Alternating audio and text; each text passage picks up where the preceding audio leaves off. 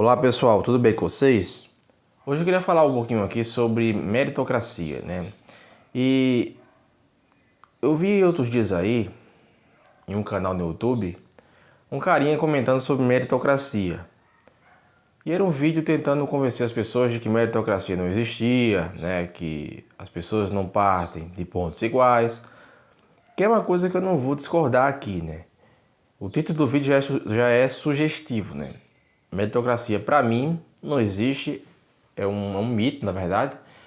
Mas uma coisa que as pessoas esquecem é o seguinte: o fato da meritocracia ela não existir, ou que ela seja um mito, não significa que ideais meritocráticos eles não devam ser incentivados, né? Não significa que a ideia da meritocracia em si ela seja uma ideia danosa. Eu vou explicar por quê, né? Por exemplo, você pega aí entre os cotistas, você tem que premiar aquele cotista que tirou nota maior, né? Entre as pessoas que não são cotistas, tem que premiar aquele que tirou nota maior, né? Daí isso vai se repetir em todos os âmbitos da vida, né? Ou seja, se a meritocracia, quando ela é compreendida como aquele que teve o melhor resultado, aquele que teve o melhor desempenho, isso precisa ser algo estimulado. Isso precisa ser algo estimulado. Ah, mas você não acabou de dizer que a meritocracia ela é uma ilusão, que ela não existe. Bem, é o seguinte, por mais que a meritocracia ela seja um conceito problemático, né? Não é que seja um conceito ilusório, mas é um conceito problemático, né? Porque de fato, como é que você vai defender a ideia da meritocracia se as pessoas não partem de pontos iguais, né? No entanto, eu acredito também que é danoso mesmo, você defender a ideia contrária à meritocracia e tentar implantá-la na sociedade. Porque assim, de onde surge, na verdade, a descrença nessa ideia da meritocracia? Surge numa crença contrária de um determinismo social. Ou seja, o teu meio social, ele vai determinar as tuas conquistas ao longo da vida. Ou seja, você não é responsável por praticamente nada que aconteça na tua vida. É uma ideia que fere até mesmo a ideia de livre-arbítrio, né? E você vê muitos influencers atualmente aí, né? Eu sigo muito o Wesley Delanogari, né?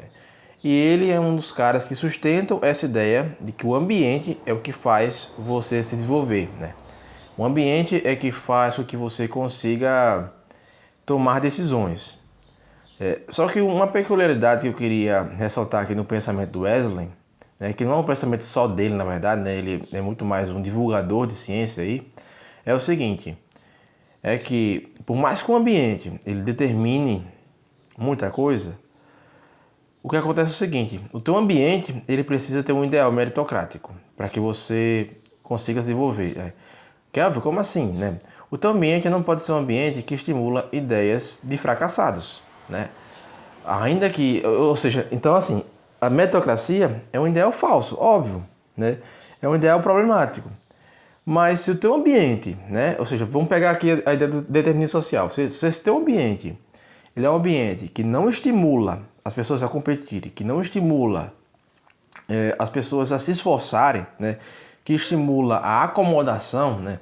Que estimula a crença de que o fracasso é algo fixo, né?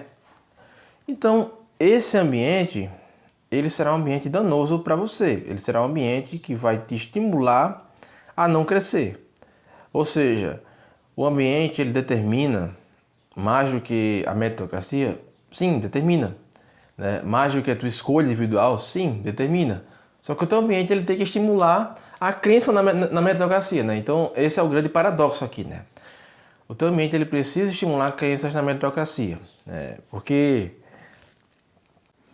e assim, eu vou até colocar aqui como capa desse vídeo o livro Outliers, Fora de Série, do Malcolm Gladwell. É um livro que muitas vezes ele é divulgado como um dos livros que quebrou, né, um mito na meritocracia. Só que na verdade o livro ele nem quebra 100% esse mito, né? O Malcolm Gladwell, que é esse jornalista aqui, ele na verdade, o que é que ele fala desse livro, né? O que é que ele expõe nesse livro aqui? Que muitas pessoas ainda que tenham nascido até mais inteligentes que a maioria, por falta de oportunidades, por muitas vezes terem nascido num lar que não incentivava uma mentalidade de campeão, uma mentalidade, um mindset de crescimento, né? E aí já vimos aquele livro Mindset, a nova psicologia de sucesso, né? Que é o livro da PhD Carol Dweck, psicóloga, especializada nessa área aí. Mesmo que você nasça, né? Ele dá até o exemplo de um gênio lá, um cara que nasceu com QI de 193 pontos, né? O Chris Langham. E esse cara, ele perdeu uma oportunidade na universidade porque a mãe dele não sabia como fazer uma declaração de imposto de renda e ele não sabia como conversar com as pessoas direito porque ele não tinha traqueio social, né? Por quê? Porque ele nasceu num ambiente de bairro pobre e ele tinha um medo intrínseco de autoridades, de pessoas em posições sociais superiores a dele, né? E ele dá como exemplo contrário o Chris Langham, não, o Robert Oppenheimer, né? Que foi um físico aí muito famoso, que também tinha um QI extraordinário, muito acima da média. Só que o Robert Oppenheimer, diferente do Chris Langham, o que é que ele fez, né? Ele era um cara que tinha nascido de uma família abastada ali, e ele era um cara que ele não tinha medo de autoridades, ele sabia como resolver situações sociais, porque ele foi criado para não ter medo das pessoas, porque de fato o pai dele tinha dinheiro. Então assim, ele por costume, ele tinha um comportamento mais altivo com as pessoas, né? Ou seja, ele era uma pessoa que sabia se impor às pessoas. Então ele teve muito sucesso na vida, né, devido a um desses fatores aí que o Malcolm Gladwell cita, né? Então, o Malcolm Gladwell ele vai citar lá também culturas diferentes, né? Ou seja, culturas em que, ainda que sejam mais pobres, mas que incentivem o esforço, né? Como, por exemplo, as culturas asiáticas geralmente são assim, né? Você vê muito esse incentivo ao esforço, esse incentivo a as pessoas passarem mais horas estudando, né? Você vê muito isso na China, né? China, Japão, países em que nem sempre esses países, né? Eles são países mais ricos, ok? Nem sempre são países mais ricos, mas são países em que o ambiente social deles incentiva uma ideia em prol do esforço, né? Então ele cita exemplo de países, né? Europeus ali, né? Ele cita o exemplo da Rússia, por exemplo, em que, né? Nesses países existe uma certa cultura de pessimismo, né?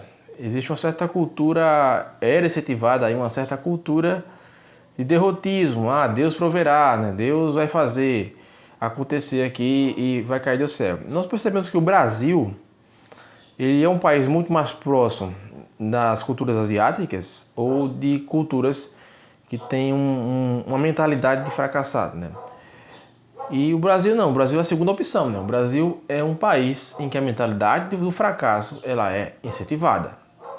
Então já daí nós vemos que mesmo que o ideal meritocrático ele seja falso, verdadeiro, né? Independente disso, a crença no ideal meritocrático é necessária para que a sociedade ela possa sair do buraco, né?